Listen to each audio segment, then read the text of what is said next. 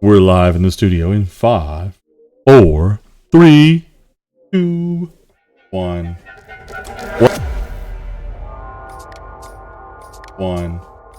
What's up, everybody? It's Flex and Joe. I'm back with another ES VIX NQ strategy recap for Friday, November 1st, 2024, which was also NFP non-farm payroll day. So let's talk about what we were setting up in the market. NQ is trading well above its close from 20,011. ES was trading well above its close at 57.35 here in the pre-market. And when NFP hit, ES pushed to new highs. NQ also pushed to new highs, but the difference was NQ couldn't sustain it, and it came all the way back down to the London orb low. So it sort of double bottomed down here at the London orb low after the open, and then made its initial move higher. So going into the open, we were actually VIX long, CBC short on NQ, and just barely CBC short on ES. You'll see that right there. And immediately there was a flip. Now, I would say that off of the open, this is probably one of the rare times where you start to see the buying on that initial push down and it flips back green. And, you know, there's a really strong chance that this is going to continue and going to reverse its CBC. This is also a VWAP tap. I would like to also point out that at the time of this candle drop here, VWAP was not here. It did not bounce off of VWAP right there. VWAP got pulled up following the open. It wasn't like this. If you go back and watch it on replay, VWAP was not right here. You can just tell by this initial like pop up, right? So VWAP continued to get pulled up as we continued to move. So, you know, NQ had this double bottom here, and we do get the CBC flip here on the VIX as well. So now you have all three in alignment to trade long. And really, one of the great trades of the day was this basing here under the pre-market low on VIX. You get the CBC. It flipped long. There was a news candle at 10.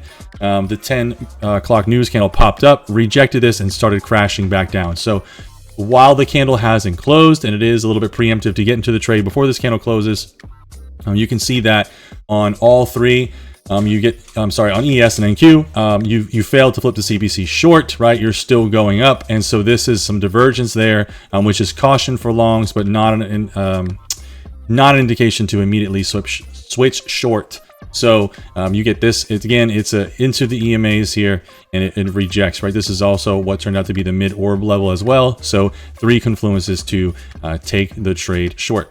I would also like to add, if you look at this sizable move down and you go to what ultimately becomes the orb low, this again, you know, being that the mid orb is right here, this is a golden zone of this move. So another reason to look to which would be short the VIX, which is essentially the same as going long the market, right? So nice pullback here. You're getting basing on the pre-market high in NQ, and ES is really just off to the races, basing off of its 10-minute 200 EMA and pushing up through and outside of the orb, right? So following that, ES continues to take off, and you really get a large move upwards, which of course is going to pull back, and that's exactly what it does. This is like what I'm talking about with NFP. You get a very large pullback here. So from there, the rest of it got to be pretty difficult. And there were a few occasions where CBC lined up for one way. However, that was not the trade to take, because price action is always king. And, you know, even though you might have the CBC strategy working in favor to say the long on NQ, VIX, and ES is still technically not a good long setup, right? So here's an example. We'll just run through these. NQ flips short right here. VIX is already long. ES flips short. That's a short. The problem with taking this short, right, when this candle closes, is consider the wicks that you have both on ES and NQ. Those are very long wicks. In fact, this one appears to be about half of the candle. Yep, you'll see it is just a little more than half of the candle there. And then if you look on here, it is just about half of the candle, just under. So you have half of the candle being wicks, which was representing strong buying off of a strong area, the orb high, as well as the 10-minute 20 EMA on both, and again, the 10-minute 200. So strong area for buyers. It pushes back up. When you see this next candle come back down and it fails to break the low and starts to turn back and go green, that's actually a really strong indication to buy based off of reading the price action. And if you had bought either ES or NQ here, although the VIX was CBC long, it was long into the EMAs again, right? Was not able to break over this wick high. And right into the 10-minute 20 again. This trade did offer you a lot of good opportunity, but it is counter to the normal rules for ES and NQ long and VIX short, right? This is actually a counter indicator trade if you want to look at it that way. When NQ does flip long at 11:10, it's not the VIX doesn't flip back short until 11:20, and ES did also flip long at 11:10. So the pullback there did work. However, it didn't yield a higher high on ES. It did yield a higher high on NQ, but then quickly came back down before making the lower highs here. One thing to note about NQ's high of day here is that its high of day push was right into this pivot, which was the pre-market low preceding this big flush. So it just barely wicked into that, wicked over it, couldn't close above, and then started to reject. It moved back down, and then it was making lower highs. So it was showing you that either there were still stuck buyers there or sellers in here that were continuing to re-engage that short. As we look a little bit closer at the ES and the NQ price action, as VIX is turning increasingly bullish, first here, wicking under the previous day's low, right, and setting up this reversal pattern, then moving higher, basing on the 10-minute and 200, then moving higher, 10-minute EMAs are pinching, and then basing on what was the prior day's opening print. This price action is increasingly bullish, while this price action here is just sort of consolidating and printing what is now obvious lower highs. At the time, it did look like it was consolidating, but then when you make this move down and you start closing candles lower, especially through here, you know, at this point it's already popping up, right? And this is letting you know that the price action is becoming weaker.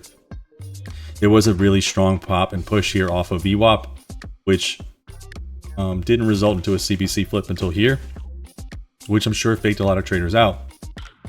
But one thing with reading the price action that I want to point out is that, you know, if the buyers were going to continue to be strong, why did they get stuffed and not able to break over this pivot? And then the next candle, it doesn't even push into that upper wick. The sellers really hold it and they start to flush it back down, which is a sign of weakness from the buyers, right? And then of course, you know, instantly you did have a CBC flip right here on the VIX, but you just are now automatically going right back up and through the pre-market low and through that CBC flip candle, turning this back to bullish on the VIX. And at this point, it's important to also be looking at ES and comparing all three of them at the same time, noting that when NQ made a higher high, ES did not. ES pushes lower, lower high that was obvious into the orb low, a slightly lower high here, and look at the wicks, look at the bodies, breaks lower, breaks under VWAP, goes to the mid orb level pre-market high.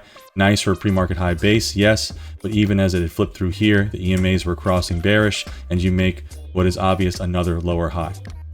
So I'd also like to point out that if you struggle with looking at the structure and understanding what price is doing, you can switch to line charts, and line charts show you the pivot very clearly.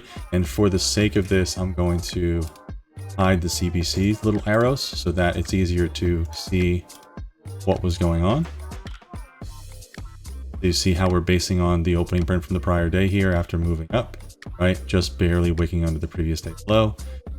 You can see this is where I marked the top of the wicks, right? And you can look at the bodies here, right? So just here's at the peak at 249, a little bit lower here. It's a little bit lower here. So the bodies of the line chart, the way they're lining out, are slightly lower.